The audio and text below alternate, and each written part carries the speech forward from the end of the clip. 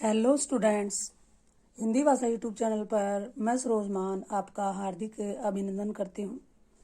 तो आज का जो हमारा टॉपिक है बहुत ही इम्पोर्टेंट है। चाहे कोई भी कम्पिटिटिव एग्ज़ाम हो, चाहे कोई भी क्लास हो, किसी भी स्टेट का कोई भी एग्ज़ाम हो, उसमें इस जो आज विषय हमारा रहने वाला है उससे संबंधित क्वेश्चन ज़रूर आता है। तो इस वीडियो में आपको ये लाभ बेनिफिट होने वाला है कि आप इस वीडियो में शुरू से एंड तक बने रहें। और जो वर्णमाला है या वर्ण व्यवस्था कह सकते हैं, वर्णों से संबंधित जितने भी क्वेश्चन हैं आपको एक साथ इस वीडियो में आपको पढ़ने को मिलेंगे और सीखने को मिलेंगे। आपको कहीं कहीं और कहीं नहीं भटकना पड़ेगा, क्योंकि जितने क्वेश्चन हैं लगभग सारे क्वेश्चन इसमें कवर हो चुके हैं। तो बहुत ही इम्पोर्टेंट वीडियो रहने वाली है, तो वीडियो में शुरू से एंड तक बने रहें। और यह जानकारी आपको अच्छी लगे तो इसे अपने दोस्तों के साथ शेयर भी कर दें।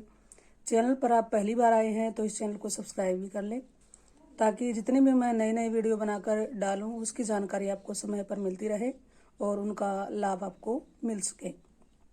तो चलिए वीडियो की शुरुआत करते हैं। आज का हमारा टॉपिक है वर्णमाला।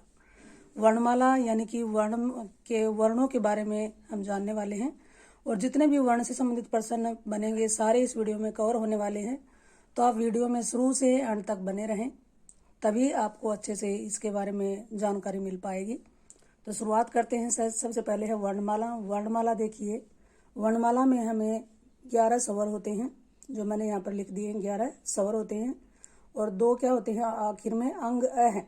ये स्वर नहीं होते हैं, स्वरों में लिखे जरूर गए हैं लेकिन ये स्वर नहीं है, बल्कि ये क्या होते हैं, अयोगवाह कहलाते हैं। ठीक है। उसके बाद व्यंजन लिख रखे हैं। व्यंजन देखिए आपको दिखाई दे रहे होंगे। व्यंजन मैंने लिख दिए हैं सारे। क से लेकर प तक 5 तो वर्ग हो गए। उसके बाद य र ल व अंतस्थ व्यंजन लिख दिए हैं। उसके बाद स है उसम व्यंजन है। उसके बाद क्ष त्र ग स्र, ये क्या है, संयुक्त व्यंजन है। ठीक है, मैंने इन सबको लिख दिया है। अब देखिए, जो क से लेकर प तक 5 वर्ग हैं, इन 5 वर्गों में कुल 25 वर्ण हो गए। तो इन वर्णों को एक विशेष नाम दिया गया है, स्पर्श व्यंजन। क्या नाम दिया गया है, स्पर्श व्यंजन। और जो हमारा ट वर्ग है, ट वर्ग में आपको दिखाई दे रहा होगा, जो मैंने रेड पेन से लिखा हुआ है, ड के नीचे बिंदु लगा रखा है और ढ के नीचे भी। तो इस तरह से ये इनके 2 रूप हो गए हैं। तो इनको एक नाम और दिया गया है, द्विगुण व्यंजन या उत्क्षिप्त व्यंजन। और ये भी पूछ लिया जाता है कि हिंदी के विकसित व्यंजन बताइए कौन कौन से। तो 2 विकसित व्यंजन किए गए हैं हिंदी के, अभी नए हैं, ड और ढ।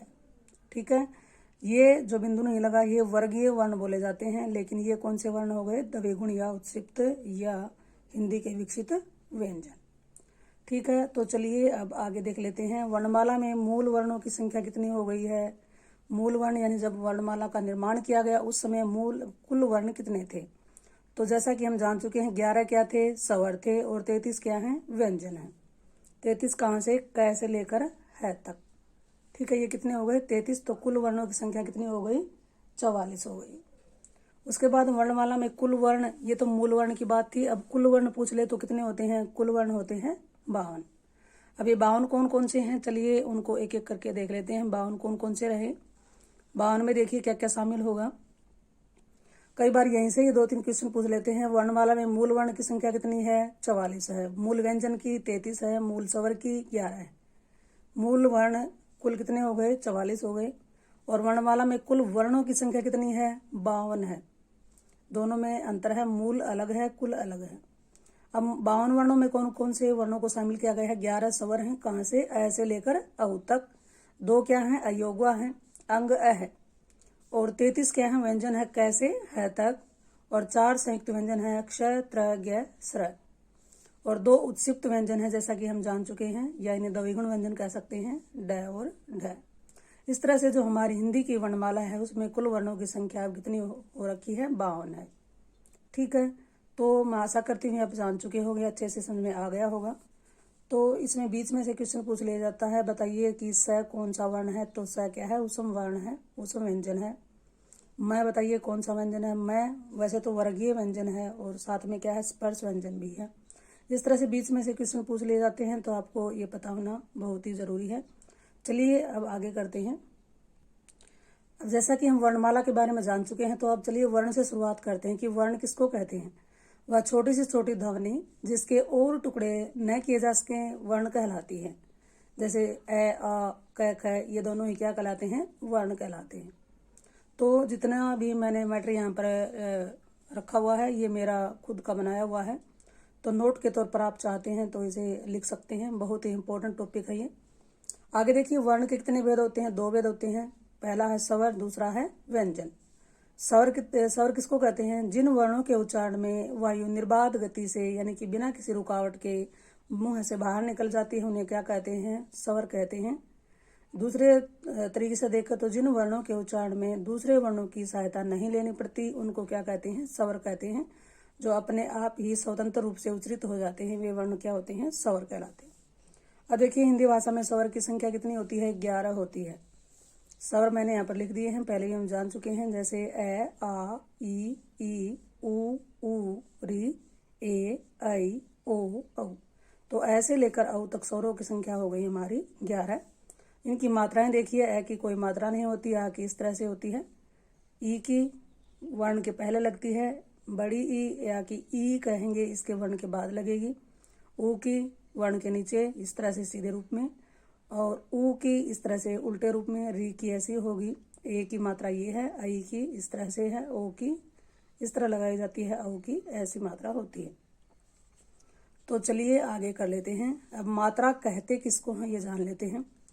व्यंजनों के साथ स्वरों का जो चिन्ह लगाया जाता है, व्यंजनों के साथ अब कोई भी व्यंजन लिखते हैं उसके साथ कोई चिन्ह लगा देते हैं, वो चिन्ह क्या होता है, मात्रा ही होता है। वह चिन्ह ही क्या कहलाता है, मात्रा कहलाता है। अथवा स्वरों को व्यंजनों के साथ लिखने के लिए कुछ चिन्ह निश्चित किए गए हैं, कुछ चिन्ह बना लिए गए हैं, वे चिन्ह ही क्या होते हैं, मात्रा कहलाते हैं। अब देखिए, व्यंजनों को हम जब लिखते हैं तो उसके साथ एक चिन्ह लगाते हैं, निशान लगाते हैं, वह निशान ही क्या होता है, स्वरों की मात्रा होती है। जो स्वर हैं वो व्यंजन के साथ मात्रा के रूप में प्रयोग में ही लाए जाते हैं। आगे देखिए, अयोगवह जो हम पढ़ चुके हैं, 2 अंग वर्णमाला में देखा था, वो क्या होते हैं, वे वर्ण जिनका योग न तो स्वरों के साथ है और न ही व्यंजनों के साथ, परंतु ये वर्ण अपना अर्थ वहन करते हैं, अपना अर्थ प्रकट करते हैं, इसलिए इनको क्या कहते हैं, अयोगवाह कहते हैं। ये संख्या में कितने हैं, 2 हैं, अंग है। तो ये भी क्वेश्चन आ जाता है, बहुत सारे ऑप्शन दिए हुए मिलेंगे, बताइए इनमें से अयोगवाह वर्ण कौन से हैं, तो आपको पता होना चाहिए। आगे वर्णमाला किसको कहते हैं, वर्णों के समूह को वर्णमाला कहते हैं, या वर्णों के क्रमबद्ध व्यवस्थित समूह को वर्णमाला कह सकते हैं। ठीक है, वर्णों के समूह को भी वर्णमाला कह सकते हैं। दूसरा देखिए, वर्णों के क्रमबद्ध व्यवस्थित समूह को वर्णमाला कहते हैं। यानी कि व्यवस्थित समूह कैसे होगा, पहले स्वरों को लिखना, फिर व्यंजनों को लिखना, ठीक है, इस तरह से क्रम से, व्यवस्था से, तभी वो क्या बन जाती है, वर्णमाला, वर्णों की माला। आ गया होगा समझ में। आगे चलिए। अब देखिए, स्वरों का वर्गीकरण करते हैं। स्वरों को कितने भागों में बांटा जा सकता है, स्वरों का 7 आधारों पर वर्गीकरण किया जाता है। कौन कौन से हैं, मात्रा उच्चारण काल के आधार पर, जीभ के प्रयोग के आधार पर, मुक्तवार या मुख विवर के खुलने के आधार पर, होठों की स्थिति के आधार पर, हवा के नाक या मुंह से निकलने के आधार पर, घोषताओं के आधार पर, उच्चारण स्थान के आधार पर। अब चलिए एक एक करके इसके बारे में जान लेते हैं। सबसे पहले देख लेते हैं मात्रा या उच्चारण काल के आधार पर कितने भेद होते हैं, 3 भेद होते हैं। कौन कौन से, हर्षव स्वर, या इस हर्षव स्वर को एक और स्वर कहते हैं, मूल स्वर, दीर्घ स्वर या संधि स्वर। संधि स्वर क्यों कहते हैं, क्योंकि ये जो स्वर होते हैं 2 स्वरों के मेल से बनते हैं, इसलिए इनको क्या कहते हैं, दीर्घ स्वरों को संधि स्वर कहते हैं। ठीक है, उसके बाद है प्लुत स्वर। अब ये पूछ लिया जाता है कि मात्रा के आधार पर स्वरों की संख्या कितनी है, तो 3 है, हर्षव, दीर्घ और प्लुत। इसी प्रकार उच्चारण काल के आधार पर भी सेम टू सेम है। तो चलिए अब इसकी डिटेल जान लेते हैं, इनकी जानकारी आगे लेते हैं। सबसे पहले हर्षव स्वर देखिए, जिनके उच्चारण में कम से कम या एक मात्रा का समय लगे उन वर्णों को कहते हैं हर्षव स्वर। ये 4 हैं, ए, ई, उ, री। ठीक है, आगे दीर्घ स्वर, जिनके उच्चारण में हर्षव स्वर से भी अधिक यानी कि 2 मात्रा का समय लगता है उन्हें हम कहते हैं दीर्घ स्वर। आ, ई, उ, ए, ऐ, ओ, औ। इनकी संख्या कितनी हो गई, 7 हो गई। ठीक है, आगे है प्लुत स्वर, जिनके उच्चारण में दीर्घ स्वरों से भी अधिक समय यानी 3 मात्रा का समय लगे। किसी को भी पुकारने में इसका प्रयोग होता है, जैसे राम, ओम। जो ये इस तरह से आपको चिन्ह दिखाई दे रहा है इसको हम कहते हैं अवग्रह चिन्ह, और ये मात्राओं को दर्शाता है कि इस शब्द में कितनी मात्राओं का प्रयोग किया गया है। तो हिंदी में हमारे मूल रूप से दो ही माने जाते हैं, हर्ष और दीर्घ स्वर, लेकिन जानकारी के अनुसार बता दिया गया ताकि आपको पता तो चले कि तीसरा कौन सा होता है। ये संस्कृत भाषा में इसका ज़्यादा प्रयोग किया जाता है। तो इसके बाद आगे देखिए नंबर 2 पर क्या किया था हमने, जीव के प्रयोग के आधार पर भी कितने वेद होते हैं, इसके 3 वेद होते हैं। 3 कौन कौन से होंगे, बहुत ही इंपॉर्टेंट टॉपिक है, इस पर अपना ध्यान आराम से इसको समझने का प्रयास करें। अगर स्वर, मध्य स्वर और पश्च स्वर 3 प्रकार के हो गए, किसके आधार पर, जीव के प्रयोग के आधार पर। अब अगर स्वर क्या होता है, जिन स्वरों के उच्चारण में जीभ का अगला भाग अर्थात जीभ की नोक काम करती है उनको क्या कहते हैं, अगर स्वर कहते हैं। जैसे ये कौन से हैं, ई, ए, ऐ और री, ये क्या है, अगर स्वर है। मध्य स्वर, जिनके उच्चारण में जीभ का मध्य भाग काम करता है उसे क्या कहते हैं, मध्य स्वर कहते हैं। जैसे कि ए स्वर कौन सा होता है, मध्य स्वर होता है। उसके बाद है पश्च स्वर, पश्च यानी कि बाद का, जिनके उच्चारण में जीभ का पिछला भाग काम करता है उन्हें कहते हैं पश्च स्वर। ये कौन से हैं, जैसे कि आ, उ, ओ, औ, आ। ये ओ है, जो ओ और औ है इसके बीच की स्थिति होती है, ओ अंग्रेजी भाषा का ये वर्ण है। अब देखिए हम इसको याद कैसे करें कि ये कौन सा है, तो हमें एक बात याद रखनी पड़ेगी, मध्य स्वर क्या है, ए है, और ए के बाद क्या होता है, पश्च यानी कि बाद में क्या आता है, आ आता है। आ के बाद हमें इस बात का ध्यान रखना है, पश्चिम में ये लिख दिया आ, तो इसी तरह से जो हमारे जो 3 बनाते हैं, 1 2 3 लिखते हैं हिंदी में, उसी प्रकार 3 वाले सारे वर्ण क्या होते हैं, पश्च वर्ण कहलाते हैं। जैसे घुमावदार, घुमाव से बनाए गए 3 सारे वर्ण किसमें होंगे, पश्च वर्ण में। मध्य स्वर में आपको याद रखना पड़ेगा, और उसके बाद जो बचे हुए वो सारे क्या हो जाएंगे, अगर स्वर हो जाएंगे। तो ये याद करने का एक अच्छा सा तरीका है। आपको याद रखना है सिर्फ मध्य स्वर ए है, और मध्य के बाद पश्च यानी कि बाद क्या आता है, के बाद वाले सारे इसमें आएंगे, और जो बच गए हैं वो किस में आ जाएंगे, अगर स्वर में।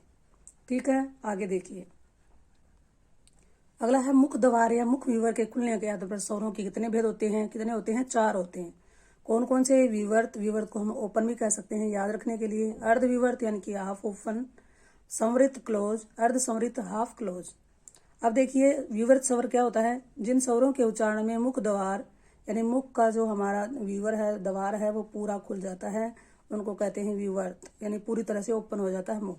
तो कौन से स्वर होता है ये, आ, उच्चारण करके भी देख सकते हैं, आ, पूरा मुंह खुल जाता है हमारा। उसके बाद अर्ध विवर्त, जिनके उच्चारण में मुख द्वार आधा खुलता है, अर्ध यानी कि आधा, तो ये कौन से हो गए, ए, ऐ, औ, ओ, ये कौन से हो गए, अर्ध विवर्त, बहुत इंपॉर्टेंट है ये। उसके बाद संवृत स्वर, जिनके उच्चारण में मुख द्वार बंद हो जाता है बिल्कुल ही, उन्हें कहते हैं संवृत स्वर। ये इनकी संख्या 4 है, कौन सी है, ई, उ। आगे अर्ध संवृत यानी जिनके उच्चारण में मुख द्वार आधा बंद रहता है, तो ये क्या होता है, अर्ध संवृत, ए, ओ। ठीक है, तो मुख द्वार या मुख विवर के खुलने के आधार पर 4 भेद किए गए हैं, विवर्त स्वर, अर्ध विवर्त स्वर, संवृत स्वर और अर्ध संवृत स्वर। ये समझ में आ गया होगा। अगर कोई भी डाउट रह जाता है तो आप कमेंट में डालकर पूछ सकते हैं। ठीक है, अगला देखिए होठों की स्थिति के आधार पर कितने भेद होते हैं, 2 आधार होते हैं। 2 भेद कौन से होते हैं, वृतमुखी और अवृतमुखी। व्रत यानी कि बिल्कुल गोल हो जाना, और अवृतमुखी क्या होता है, जो गोल नहीं बल्कि कोई और स्थिति में हो जाना। तो वृतमुखी किसको कहेंगे, जिन स्वरों के उच्चारण में ओष्ठ वृतमुखी या गोल हो जाते हैं उन्हें वृतमुखी स्वर कहते हैं। ये किसके आधार पर पढ़ रहे हैं, ओठों की स्थिति के आधार पर। तो कौन से होते हैं ये, उ, ओ, औ, ओ, आ, ओ की साउंड होगी इसकी। तो हमें याद रखना है, इन वर्णों को जब हम उच्चारण करते हैं तो हमारे होठ बिल्कुल क्या हो जाते हैं, गोल हो जाते हैं, इसलिए इनको क्या कहते हैं, वृतमुखी कहते हैं। और अवृतमुखी, जिनके उच्चारण में होठ वृतमुखी या गोल नहीं होते बल्कि किसी और आकार में बदल जाते हैं, उन्हें कहते हैं अवृतमुखी। जैसे ए, आ, ई, ए, ऐ, री, इस तरह से। आगे हवा के नाक या मुंह से निकलने के आधार पर कितने भेद होते हैं, 2 भेद होते हैं। कौन से होंगे, निरअनुनासिक यानी कि इनको मौखिक स्वर भी कह सकते हैं। पेपर में आ गया मौखिक स्वर किसे कहते हैं, निरअनुनासिक को ही क्या कहते हैं, मौखिक स्वर कहते हैं। दूसरा क्या है, अनुनासिक। चलिए अब देखते हैं आगे इसमें निरअनुनासिक स्वर किसको कहेंगे, जिनके उच्चारण में हवा केवल मुंह से निकलती है उन वर्णों को क्या कहते हैं, निरअनुनासिक वर्ण कहते हैं। जैसे ए, आ, ई। ठीक है, और अनुनासिक किसको कहेंगे? अनुनासिक स्वर किसको कहेंगे? जिनके उच्चारण में हवा मुख के साथ साथ नाक से भी निकलती है, उन्हें हम क्या कहते हैं? अनुनासिक कहते हैं। जैसे कि चंद्रबिंदु जिन वर्णों पर लगा होता है वो वर्ण क्या कहलाते हैं? अनुनासिक कहलाते हैं। और जिन वर्णों के ऊपर कुछ भी नहीं लगा होता वो क्या कहलाते हैं? निरअनुनासिक वर्ण कहलाते हैं। ये पहचान कर सकते हैं हम। तो ये आपको इतना समझ में आ गया होगा। चलिए आगे क्लियर कर लेते हैं। आगे देखिए 6 नंबर पर है घोषतव के आधार पर। घोषतव क्या होता है? आवाज, कंपन, घर्षण, ध्वनि। तो घोषतव के आधार पर स्वरों के कितने भेद किए गए हैं? 2 भेद किए गए हैं। कौन कौन से? सघोष वर्ण और अघोष वर्ण। अब ये घोष का क्या अर्थ होता है? घोष का अर्थ है स्वर तंत्रियों में कंपन। अब ये स्वर तंत्रियां क्या हैं? हमारा मुख है, इसमें अनेक हमारे मुख्य अवयव होते हैं, जैसे कंठ है, तालु है, दंत है, ओष्ठ है, मूर्धा है। इस तरह से जब हमारी जीवा किसी भी वर्ण का उच्चारण करती है तो किसी न किसी वर्ण को टच कर लेती है, स्पर्श कर लेती है, तो वो किसी के स्पर्श करने में उच्चारण होता है, ध्वनि होती है, और किसी में ध्वनि नहीं होती है। तो वही है स्वर तंत्रियों में कंपन यानी कि ध्वनि। तो हम याद रख सकते हैं कि जितने भी स्वर होते हैं सारे सघोष क्या होते हैं? स्वर क्या होते हैं? सघोष होते हैं। हमारी हिंदी वर्णमाला में जितने भी स्वर हैं सभी क्या होते हैं? सघोष होते हैं, क्योंकि इनके उच्चारण के दौरान स्वर तंत्रियों में क्या होता है? कंपन होता है, इसलिए इनको क्या कहते हैं? सघोष कहते हैं। अगला देखिए उच्चारण स्थान के आधार पर भी कितने भेद किए गए हैं? 6 भेद किए गए हैं। किसके पढ़ रहे हैं हम? स्वरों का। कौन कौन से होते हैं? कंठ, तालु, मूर्धन्य, ओष्ठ, कंठ तालव, कंठोष्ठ। ठीक है, अब ये कौन कौन से हैं देखिए, एक एक करके देखते हैं। कंठ स्वर किसको कहते हैं? जिन स्वरों का उच्चारण कंठ से किया जाता है उन्हें कहते हैं कंठ स्वर। ए और आ का किससे उच्चारण होता है? कंठ से होता है। उसके बाद तालव है, जिन स्वरों के उच्चारण में हमारी जीभ तालु से को स्पर्श करते हैं उन्हें तालव्य स्वर कहते हैं। ये कौन से होते हैं? ई। मूर्धन्य, जिनके उच्चारण में जीभ मूर्धा को स्पर्श करे उन्हें कहते हैं मूर्धन्य। री क्या होता है? मूर्धन्य स्वर होता है। ओष्ठ है, जिनके उच्चारण में जीभ होठों को स्पर्श करे उन्हें क्या कहते हैं? ओष्ठ व स्वर कहते हैं। ये कौन से हैं? ऊ।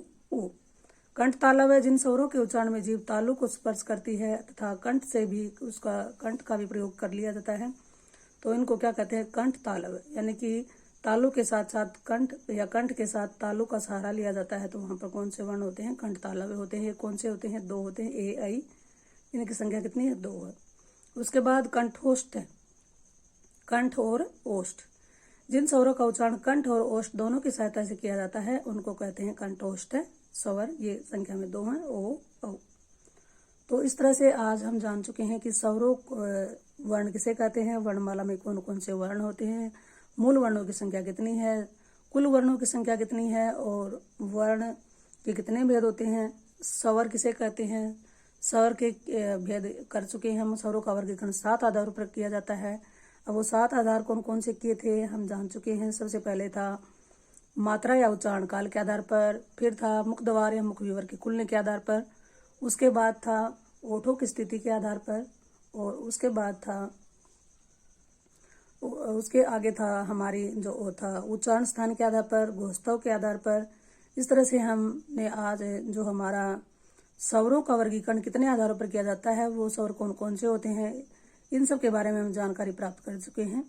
अगर कोई भी डाउट रहता है तो कमेंट में डालकर आप पूछ सकते हैं। तो अगली जो वीडियो रहने वाली है उसमें रहने वाले हैं व्यंजनों का वर्गीकरण हम किन आधारों पर करते हैं, कौन कौन से कितने प्रकार के व्यंजन होते हैं, उत्क्षिप्त, इस तरह से डिटेल में जानकारी हम अगली वीडियो में लेकर के आने वाले हैं। तो कमेंट में डालकर ज़रूर बताना यह जानकारी आपको कैसी लगी।